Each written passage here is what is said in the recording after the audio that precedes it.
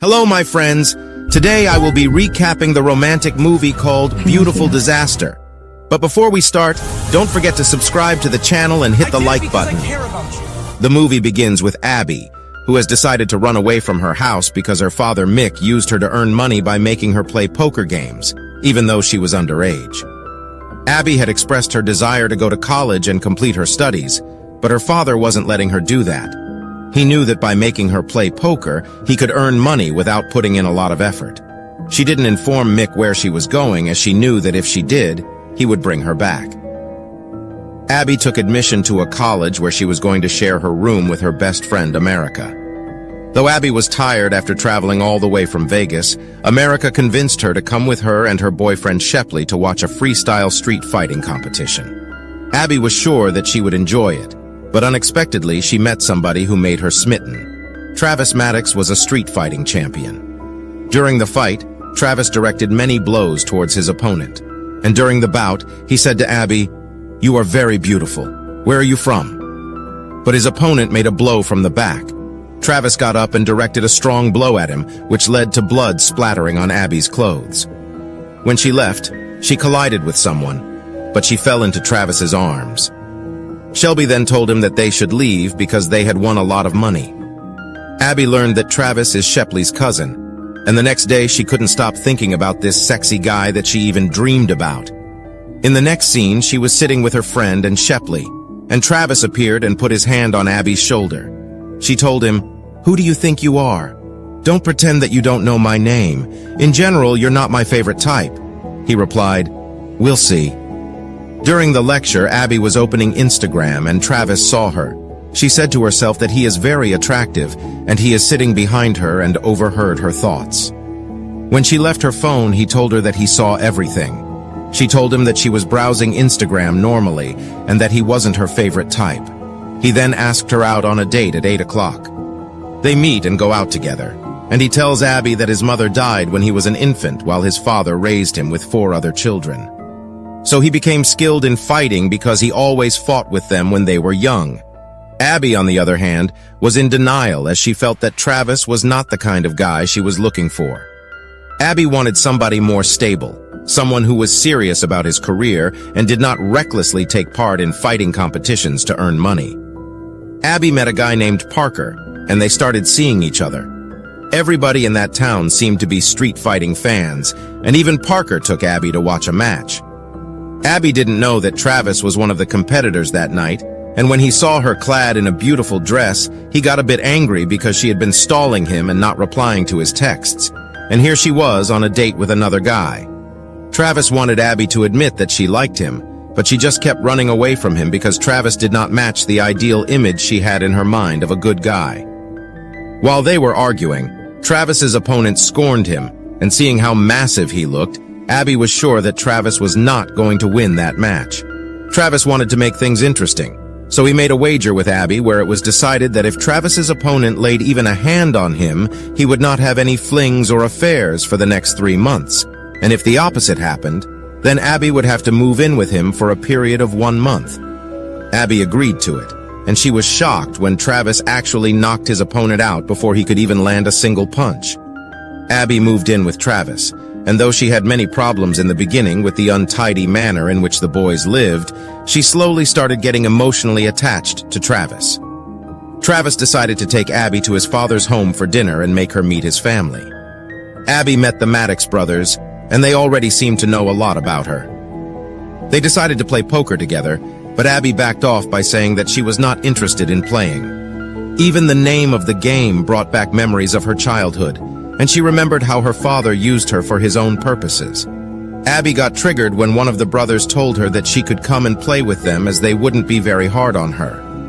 Abby took the challenge, and the brothers were shocked to see how good she was at it. Abby's father started telling everybody that back in the day, there were stories about a guy named Mick whose daughter was a poker prodigy, and she used to accompany him wherever he went. Travis's father figured out that Abby was lucky 13, and she had been hiding this fact from everyone. The Maddox brothers got starstruck that they had been defeated by none other than the poker prodigy herself, about whom they had only heard stories up until then.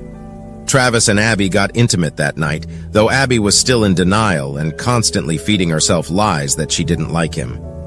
Travis saw a text on her laptop, and he thought that she had been secretly seeing another guy behind his back, when in reality, the text was from her father.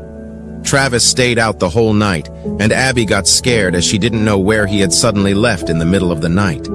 Travis came back in the morning, and that's when Abby told him that Mick was her father, and Travis took a sigh of relief. Travis arranged for a pre-birthday surprise party for her to make up for his actions, but Abby was still mad at him because of the way he had behaved when he had seen her father's text. Abby and Travis had a heated argument, but after that, they reconciled when they realized that both had fallen for each other, and there was no point in resisting that feeling.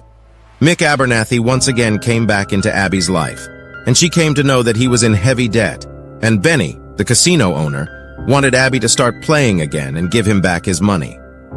Benny sent his guy to bring Abby to his place, and though Abby resisted at first, she agreed to play just this one time and pay off the debt. Abby had seen how miserable her father looked, and she just couldn't leave him in that helpless state.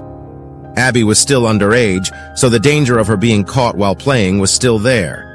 Abby went to a casino, joined the high-stakes table, and won the game. She was leaving the casino with the chips when an old friend named Jesse, who worked there as a security chief, came and met her. Jesse told Abby that he couldn't let her take the chips because he knew that she was underage. Abby had a nervous breakdown, and she didn't know what to tell Benny and her father. She called her father and told him to go into hiding, dispose of his mobile, and buy a burner phone, and then she went to Benny's office to tell him about what had happened. Benny told her that she would have to play poker for him, and they would split the proceeds, but Abby didn't want to play poker for a living.